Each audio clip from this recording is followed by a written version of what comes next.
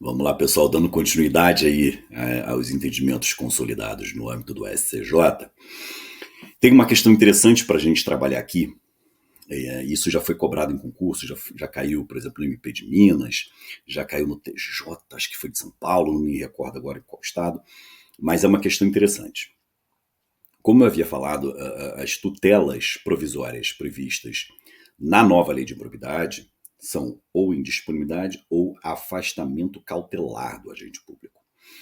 E no âmbito lá do artigo 16, quando se fala no decreto de indisponibilidade, teve uma mudança substancial que vocês têm que ficar atentos. Se a gente usar lá a divisão de tutelas provisórias que existe no Código de Processo Civil, vai ser fácil notar que existem dois tipos de tutelas provisórias no âmbito do Código de Processo Civil: tutela provisória de evidência e tutela provisória de urgência, sendo que essa de urgência se subdivide em tutela antecipada e tutela cautelar. Bom, o nosso desafio aqui vai ser fazer o seguinte: essas tutelas provisórias da nova lei de improbidade, elas estarão inseridas em qual designativo, né? Em qual classificação das tutelas provisórias? Era tranquilo, inclusive esse era o entendimento consolidado no âmbito do STJ. O STJ entendia que o decreto de indisponibilidade era uma tutela de evidência. E vejam, sendo uma tutela de evidência, aí que a gente tem que trabalhar a ideia. Sendo uma tutela ia falar tutela de previdência, tutela de evidência, querendo me aposentar tanto que eu falei até previdência. Tutela de evidência, era tão claro o entendimento consolidado no âmbito do STJ, que o STJ dizia o seguinte: o periculo in mora, no âmbito da indisponibilidade, ele estava implícito, apesar da redação do artigo 37, parágrafo 4º da Constituição. Tá? Mas o SCJ entendia que o periculo in mora estava implícito. E aí para e pensa.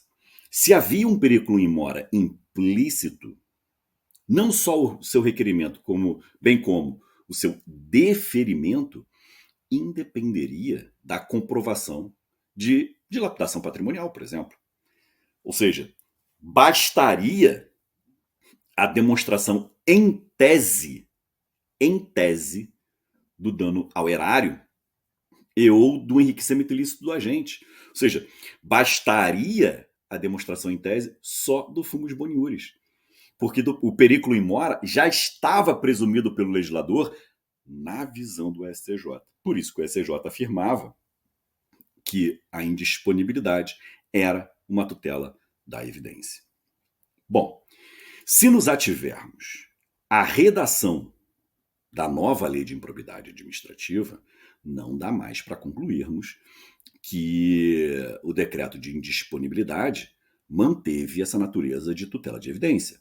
Ao contrário, está nítida a necessidade, e aí basta vocês olharem os parágrafos 3º e 4º do artigo 16, está nítida a necessidade da demonstração, no caso concreto, do perigo de dano irreparável ou risco ao resultado útil do processo, bem como da probabilidade da ocorrência do ato de improbidade administrativa, ou seja, fumus boniuris, periculo in mora. Em outras palavras, se você olhar a parte final do parágrafo 4º, a urgência não pode ser presumida. Então façamos o silogismo.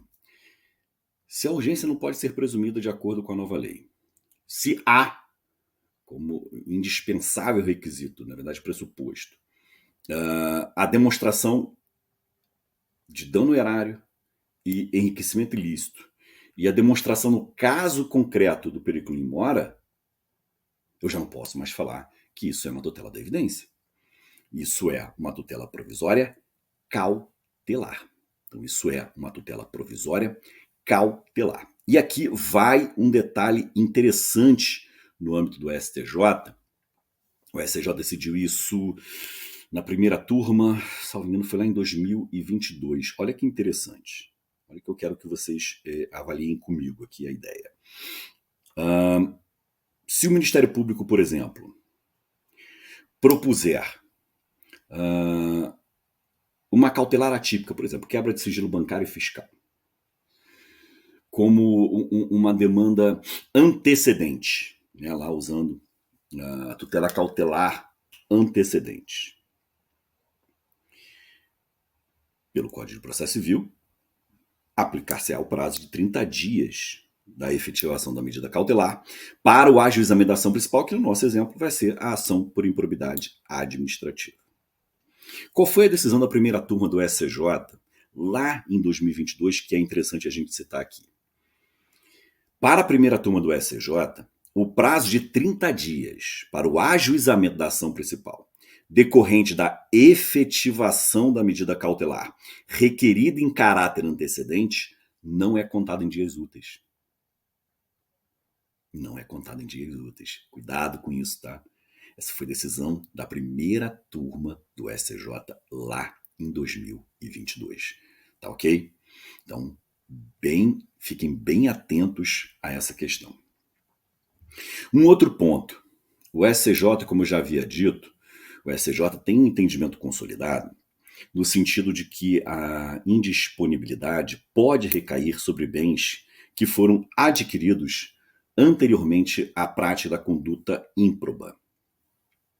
Então, os bens adquiridos anteriormente à prática da conduta ímproba. Pois bem, o que eu quero que vocês avaliem aqui é o seguinte. Esse entendimento consolidado no âmbito do SCJ, ele permanece válido com a nova lei de improbidade? Ele permanece válido com a nova lei de improbidade?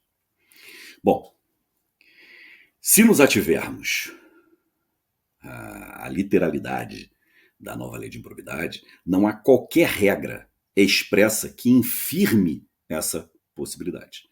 Não há qualquer regra que infirme essa possibilidade. Tudo bem?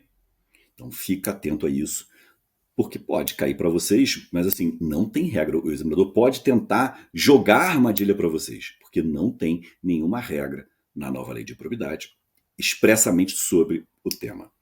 Tranquilo? O outro entendimento, porque realmente agora me fugiu aqui, mas acho que eu já falei para vocês que apesar do STJ ter entendimento consolidado de que a indisponibilidade pode recair sobre o valor da multa civil, a nova lei veda isso no artigo 16, parágrafo 10. Tudo bem?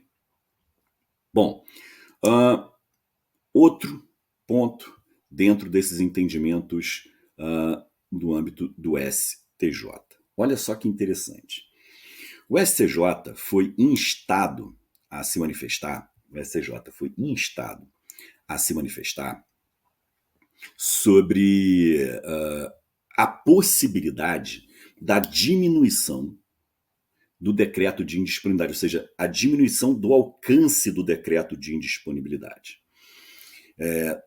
Tanto no que tange a valor, tanto no que tange aos bens que foram atingidos. E aí olha que interessante, o artigo 16, parágrafo 5º da nova lei de improbidade traz uma regra expressa nesse sentido. Tudo bem até aqui? Outro cuidado, para a gente encerrar esse bloco. O STJ, lá em 2021, então antes da nova lei, no tema tema 1055, na primeira sessão, o STJ afirmou ser possível o decreto de indisponibilidade recaindo sobre os casos do artigo 11. Tá? Nos casos do artigo 11. Ou seja, nos casos de violação aos princípios da administração pública. Bom, qual o cuidado que vocês devem ter com isso? Pelo artigo 16, parágrafo 10, a indisponibilidade só recai para fins de ressarcimento erário ou acréscimo patrimonial decorrente de atividade